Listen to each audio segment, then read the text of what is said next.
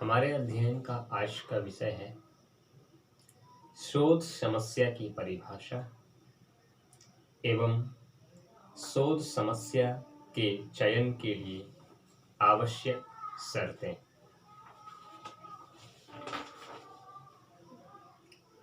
अनुसंधान के लिए एक महत्वपूर्ण कार्य समस्या का परिभाषीकरण है। परिभाषीकरण समस्या के मूल्य और उसकी व्यवहारिकता को स्पष्ट करता है। परिभाषीकरण से तात्पर्य अध्ययन की समस्या को चिंतन द्वारा संपूर्ण समस्या क्षेत्र से बाहर निकलकर स्पष्ट करना है। डब्ल्यू एस मुनरो के अनुसार समस्या के परिभाषीकरण से तात्पर्य उसका शुद्धता एवं विस्तार पूर्वक वर्णन करना है। उसका शुद्ध एवं विस्तार पूर्वक वर्णन करना है। शोध समस्या का अर्थ वह प्रश्न है जिसका कोई तात्कालिक उत्तर न हो। जॉन सी टॉनसन ने समस्या की परिभाषा देते हुए कहा है, "A problem is a question proposed for solution." अर्थात समस्या तो समाधान के लिए प्रस्तावित एक प्रश्न है। फोर्ड एंड कार्लिंगर के अनुसार A problem is an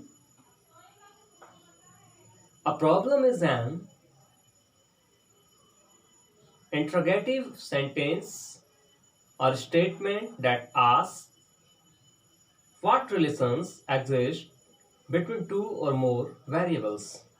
अर्थात समस्या एक प्रश्नवाचक वाक्य अथवा विवरण है जिसमें दो चल राशियों में संबंध ज्ञात किया जाता है। एमसी ग्यूगन के अनुसार एक समस्या ऐसा प्रश्न है जिसका उत्तर व्यक्ति की सामान्य क्षमताओं के प्रयोग से दिया जा सकता है। संक्षेप में यह कहा जा सकता है कि ऊपर के सभी विचारों में केवल शब्दों का ही अंतर है। सबों ने आवश्यकता की संतुष्टि के मार्ग की बाधा को ही समस्या माना है। समस्या को परिभाषित करते समय असंगत विचारों का परित्याग करते हुए विश्लेषणात्मक ढंग से समस्या के वास्तविक स्वरूप को समझने का प्रयास करना चाहिए। इस कार्य के लिए कुछ मुख्य बातों पर ध्यान रखना चाहिए, कुछ मुख्य बातों का ध्यान रखना चाहिए, कुछ मुख्य बिंदुओं पर ध्यान आकर्षण करना आवश्यक प्रतीत होता है। नंबर 1, समस्या को उसके तत्वों में विश्लेषित करना। परिभाषीकरण में समस्या को विभिन्न तत्वों में विभाजित कर लेना चाहिए। समस्या के कथन के साथ साथ उससे संबंधित प्रश्न का भी उल्लेख होना चाहिए।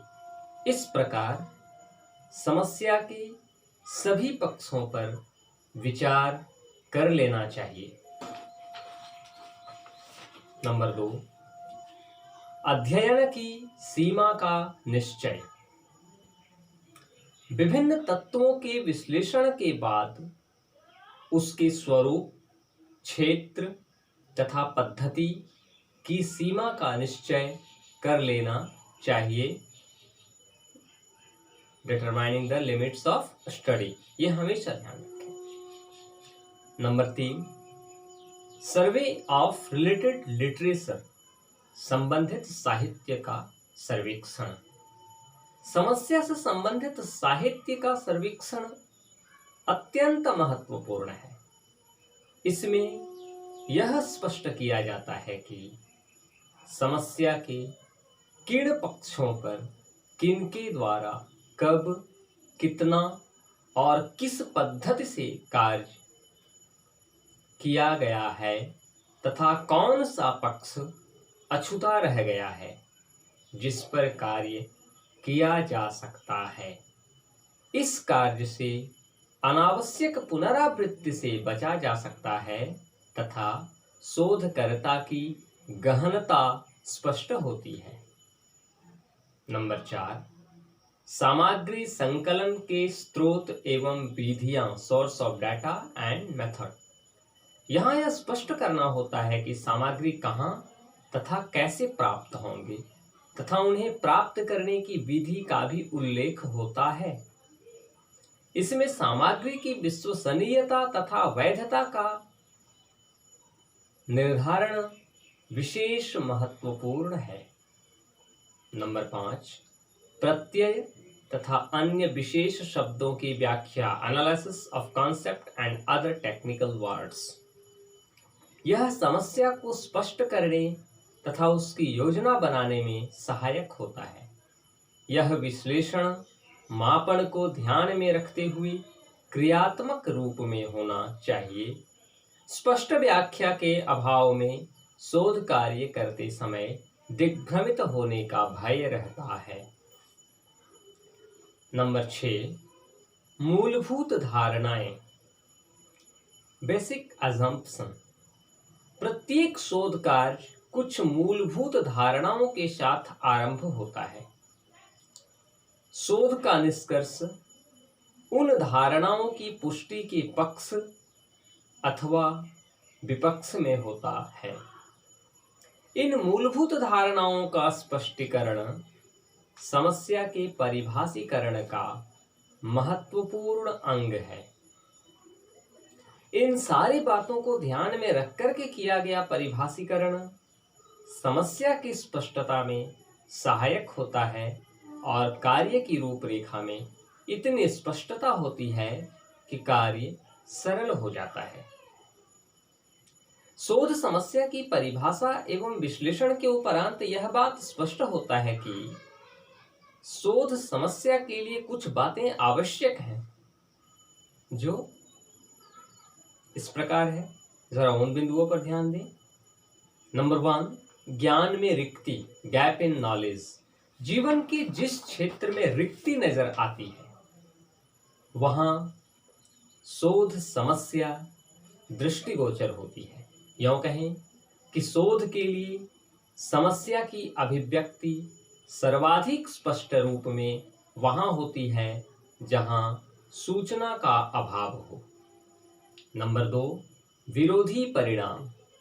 शोध समस्या उन परिस्थितियों में ढूंढा जा सकता है जहां किसी विषय या घटना के संबंध में विरोधी परिणाम उपलब्ध हों, अर्थात विद्वानों के बीच संबंधित विषय में असहमति हो। ऐसी परिस्थिति में उस असहमति का कारण जानने के लिए शोध करना आवश्यक हो जाता है। नंबर 3, व्याख्या रहित तथ्य, फैक्ट विदाउट एक्सप्लेन। जब कोई तथ्य व्याख्या रहित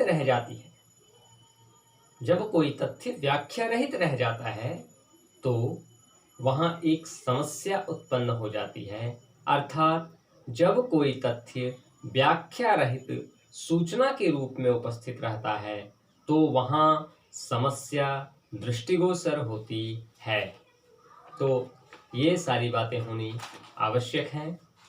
आज हमने देखा है कि किसी भी कार्य के लिए जब समस्या के परिभाषीकरण के लिए कुछ महत्वपूर्ण बातों का ध्यान रखना आवश्यक है। उसमें है नंबर 1, समस्या को उसके तत्वों में विश्लेषित करना।